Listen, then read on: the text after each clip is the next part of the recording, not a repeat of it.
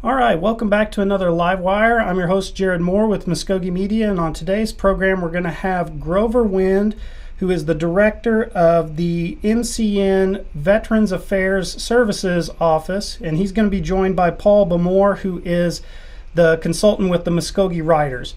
So thanks so much for coming in today, you guys, and I want to remind the audience too, if you guys have any questions about veterans services or this particular topic, just pop them into the chat and we will try to ask them of the two guys. But thanks so much for coming in today, guys. We thank you. We really do, Jared. Like I said, I'm Grover Wind, Veterans Affairs Office here. As you said, kind of a background. We service the veterans, help them with their benefits and anything we can along to take care of our veterans. And one of the things about servicing the veterans, to take care of the veterans, is, of course, I'm a veteran, United States Air Force, 1971, 1977. So the veterans are very close to my heart and very dear to me. And all that we can do to be able to honor or service our veterans is the purpose of not only this office, but of things that, as a veteran, I want to do. Mr. Paul Bemore, I'm blessed to have him, blessed to know him. I'll let him speak here in a minute, but kind of what I wanted to kind of fill in, if I could first, Jared, is what we're doing here at Mvskoke Riders. Okay. Mvskoke Riders started as a dream of mine several years ago when we escorted one of our own native Green Beret escorts, our veterans, to Fort Gibson. There was like 32 motorcycles that were veterans that escorted him. And it touched my heart so much because I think about, we as warriors, we believe in going the final mile with our people. We also believe in never leaving one behind, and that is one of the mottos of the servicemen. And Paul will touch on that here in a little bit, about how we don't ever leave anybody behind. And what brought this about, I had thought about it for some time, just never was able to move on it. Last year when the COVID hit us so hard, I was a chaplain for the health department, done a lot of services, and quite a few of them were military services. And one in particular was a good friend of mine, Don Tiger, who was a Vietnam vet and had his service and got ready to go to the cemetery, and we didn't have an escort. And Light Horse normally was our escort, and it's when McGirt hit, so they were just spread so thin, so they weren't able to escort us. A couple of days later, I had another service, another veteran, and the same thing. So on the way back from the service, I stopped by and talked to the chief of Light Horse, and I asked him, I said, I know you're busy, but this really bothers me that we can't take our warriors the last step, the last mile walk with them. And he apologized, and he said, Grover, we're just spread so far thin, we just can't do it. I'm sorry, and I bounced off him. I said, okay, I have had something back in mind I've wanted to do for a while, is organize motorcycle riders, Mvskoke veterans, or even more so, even just riders, native riders who want to go the last mile and respect our warriors like I do, and he was for it. So I talked to the administration, and they were very supportive of it. So I about 10 months ago, wasn't it, Paul, we started our meetings out at Health and had a group of different time. We've had a group of different veterans come in, or even riders come in. Again, they can be men or women. But again, I'm getting in Paul's territory. I'll let him kind of talk about that. But Paul has the same heart I do about Mvskoke Riders, or about escorting our veterans to the last mile. He also was with a group in Arizona, I think, right? When he was working out there, and so he's been around one, organized one. He's been the leader of one. He's taken parts in several of them. He also organized our Mvskoke Riders Christmas drive last year, to which we had over 100 gifts that were given to veterans. Wow. And so Paul's going to be the leader of it. He's going to be the one that's going to be why me reinvent the wheel when he knows all. Right. Absolutely. So yeah. I'm going to turn over to Paul. This is Mr. Paul Bemore, brother of mine, fellow Native veteran, and I'm just going to let him talk about what the plans are and what's on his heart and his mind. Okay. Great. Go for it, Paul. Thank you, Grover.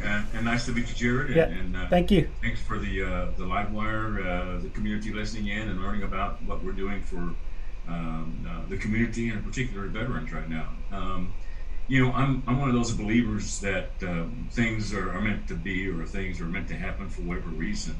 And I probably wouldn't be sitting here right now had it not been for Grover and his marketing skills, if you will. I was going on the internet one day going through YouTube, and I forget exactly what I was looking at, but I came across Grover and his a group of veterans, Mvskoke veterans.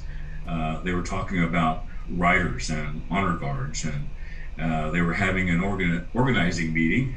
And I said, wow, that sounds pretty interesting. And keep in mind, I had just retired from a career out in Arizona.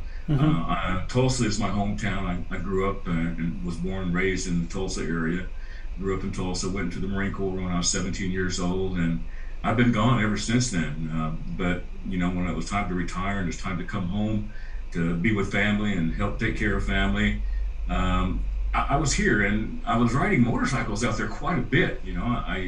I participated in a lot of different honor guards and motorcycle honor groups, and there's a thing about motorcycles. I'm not sure what it is, but it's a very meaningful thing when we see these motorcycle riders taking a loved one to their final resting place. I've done this countless times, and I don't see that happening as much here in Oklahoma. Now, we do have different kinds of motorcycle runs, and there's all kinds of motorcycles here in Oklahoma, and biker clubs and groups, things of that nature. A lot of activities that are happening with motorcycles, and I think the motorcycles have a lot better riders have a lot better reputation than they may have at one time. We talk about Hell's Angels, not to say that they were all bad or anything, but there's a lot of motorcycle clubs and a lot of motorcycle groups out there now. But I'm starting to see more tribal organizations and riders from different tribal communities stepping up and honoring families, honoring veterans. As you can imagine, if you haven't ever seen an escort, it's something to behold. It's something to that will take your breath away, and it's something that I think that we as Native Americans cherish in terms of our warriors and our history. As Indian people. I was listening to or reading something that about Chief Hill last week. He was talking about honoring our veterans and honoring our history. And he made reference to the Horseshoe Bend event that occurred back in 1814, where we lost over 500 warriors in a battle that ended ended our life as we knew it, as far as tribal communities, before we made our long walk here to Oklahoma. And it's for those warriors. It's for today's modern warriors that have gone to war, whether it be World War I, Vietnam, Korea, whichever war it was. We still have a lot of veterans who have served, and one way or another, they were able to make it through their service time, their active duty time, and a lot of them were combat veterans. They're in their communities now. And for the most part, you don't really hear veterans speaking out for themselves or claiming this, that, or the other about needing things.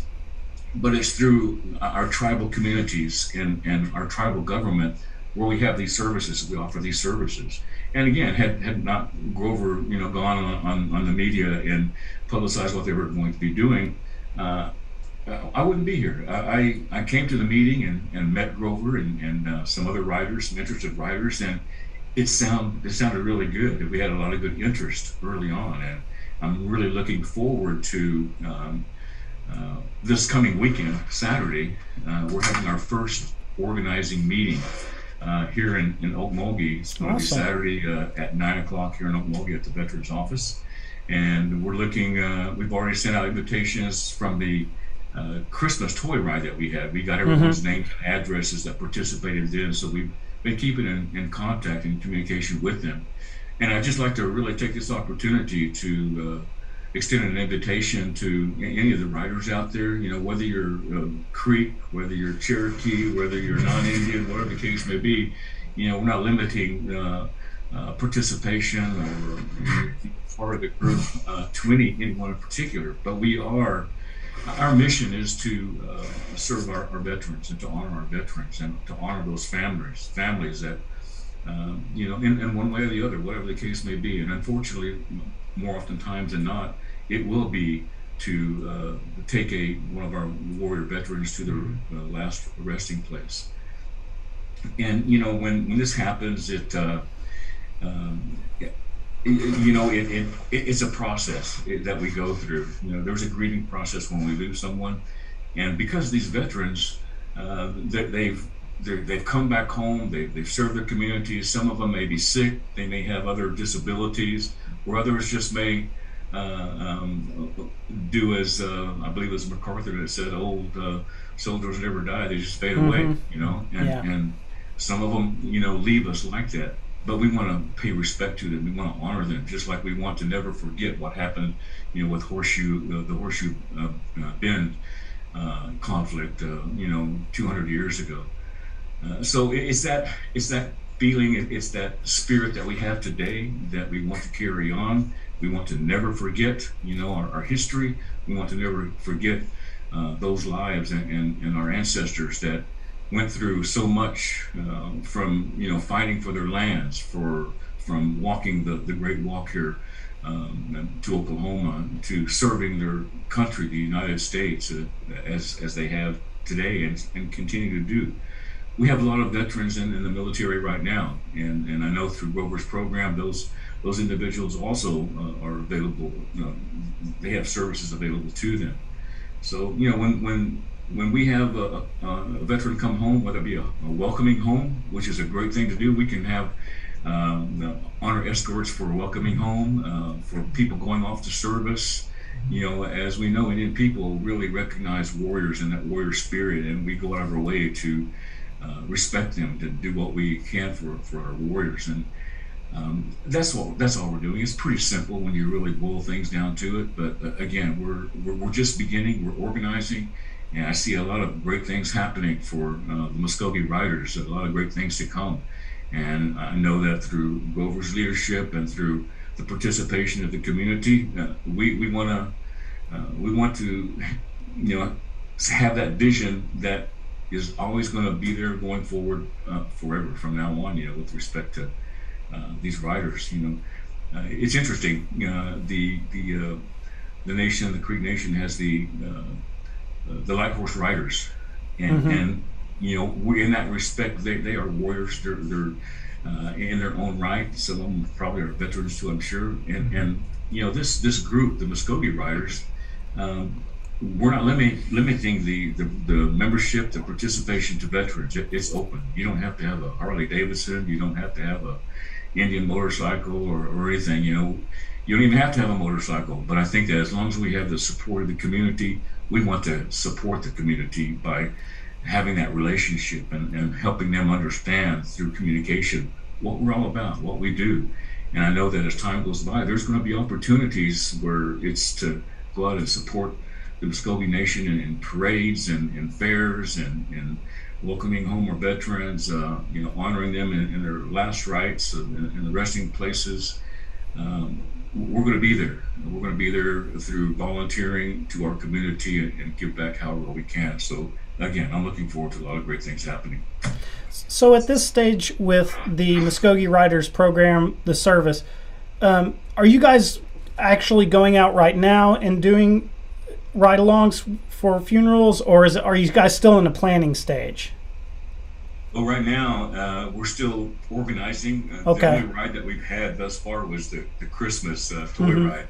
And that was the way that came about was impromptu, so to speak. It came about really quick. We didn't plan that like last year. It got planned like maybe 2 weeks in advance of when it happened. But it turned out really great. It was cold, though. Believe me, it was right, yeah.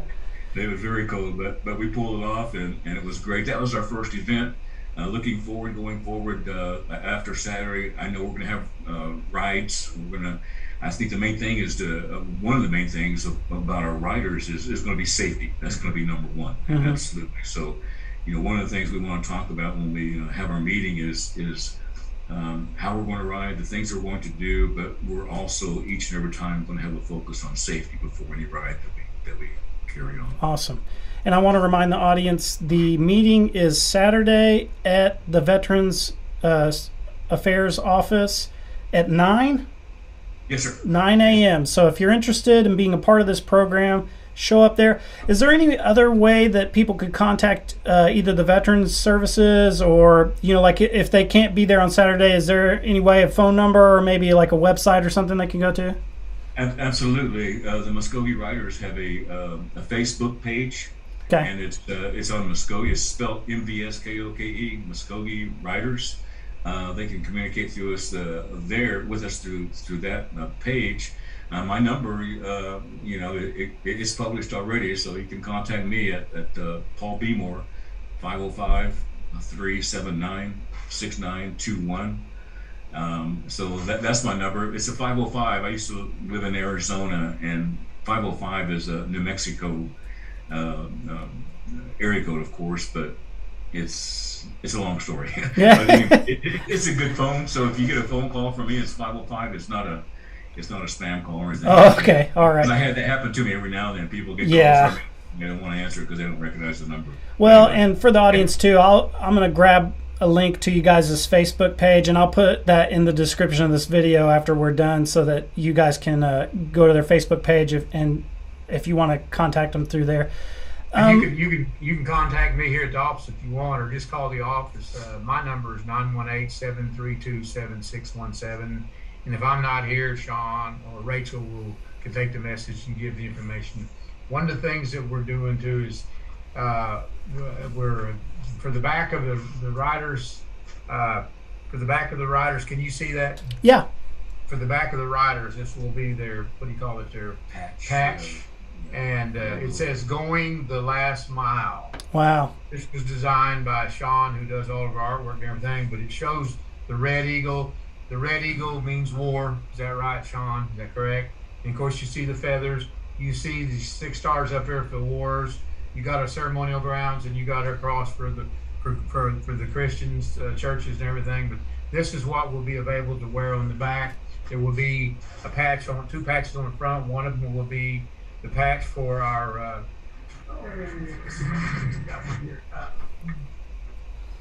will be the patch for our Mvskoke Veterans Office. That will be on one side, and on the other side we'll have a patch for the Mvskoke Creek Nation patch also. We're in the process of finding the patches, and we haven't decided. I guess we'll decide that meeting whether or not we're going to try to furnish the flag holders or let the bikers buy them. That'll be decided in the meeting. Okay. But Paul has a tremendous history in this, and as far as organizing our rides, and he's a little bit humble on what he's done here, but he was very instrumental in stuff out there, and we're looking for great things from him for this, and a great leader because he has the know-how to do it, and he has the personality also and the heart to do it. We as he said, the rides will be primarily for our veterans funerals, but escort. Chief's already asked about doing different things with him. One of the other things we're looking at too right now is right now we have 2 light horse police who will ride with us. We get escorts. The light horse police escorts us. They did the Christmas ride, but we're in the beginning. We're in the beginning procedures to see about getting a couple of motorcycles for the light horse dedicated to the to this particular program. So we'll always have a light horse escort with us. Okay. That's something Paul and I had talked about, and he said it was very important because going through some of these towns we really need a commissioned officer with us. So awesome. But it's something that is I just feel like in conjunction with our veterans, our Mvskoke Nation Veterans Cemetery, it's just something, and again another step to honor our veterans. And like I said, if you've got any questions for Paul, he's the expert on it. I'm just I'm just a guy who's along for the ride. Right. Well, actually, Grover, I wanted to ask you about the Veterans Cemetery because I know you were on that committee previously. Can you give the citizens an update on that? Where are we at with that? Sure. We're just waiting on our funding from the VA. We've got everything. We bought the property, 44 acres over there. We've got it cleaned off. We're in the midst now. We had a meeting last week to get closed for the fence, but we're basically in a holding pattern. We're just waiting on the federal government to release the funds. We're just waiting on them, and it's just I wish we would have had it a couple of years ago. I'm sure this last COVID go around, we probably would have had several veteran cemeteries over there. But yeah, we're ready. Well, that project looks astounding, and the Mvskoke Riders also sounds like just a great thing, and if you guys could just keep me informed on the process here, and if you got when you're going to go out and do a ride, or if you do another call for people to participate, just let me know, and love to do some more coverage on it. He wants to ride. He wants to take a ride with y'all when y'all ride and do a video of it. That'd be great. Right, correct? Yeah, that would be awesome. That would be awesome. And also, while we're here, we're at 20 minutes, so we've got about. Is there anything that you guys want to talk about that we haven't talked about yet that we want to get in on the video? I guess the main thing was just the ride. Paul's just wanting to. He's got a list of I think 25 or 30 riders that we have and we just want to encourage you to get a hold of Paul. I know there will be a core of riders that we'll always have. One of the reasons that I think we're looking at having so many of them too, and correct me if I'm wrong, Paul, is because not all of them can be there at the same time. Mm-hmm. So if you've got a good pool, they can all be there, Yeah. You might have 15, sometimes 20, you might have 5. I don't know, Paul. Exactly. And that's a good point. I'm glad that you raised the point, Grover, because, it's not Grover, it's not me, anyone or two people that's going to make this successful. It's going to be this group.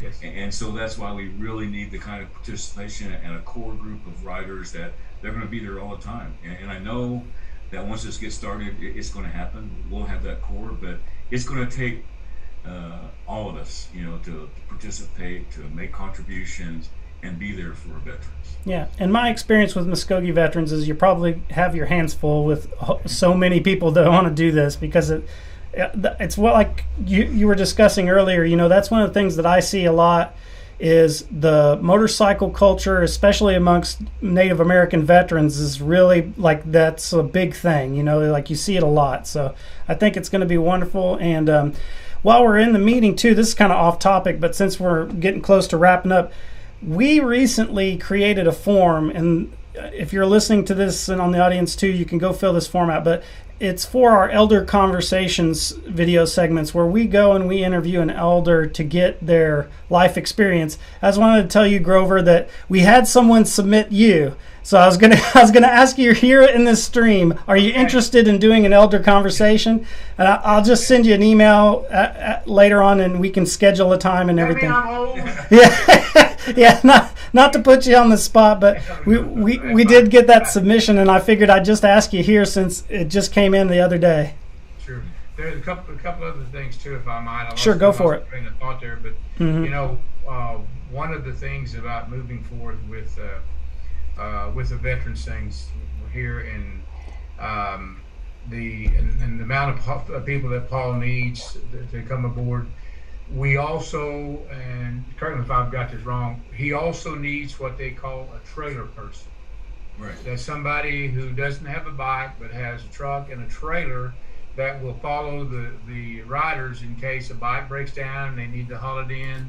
And also, you probably, again, correct me if I'm wrong, but I think he said they don't all have to be riders because sometimes they can be just holding flags or just standing there in honor or what? Is that correct? Or?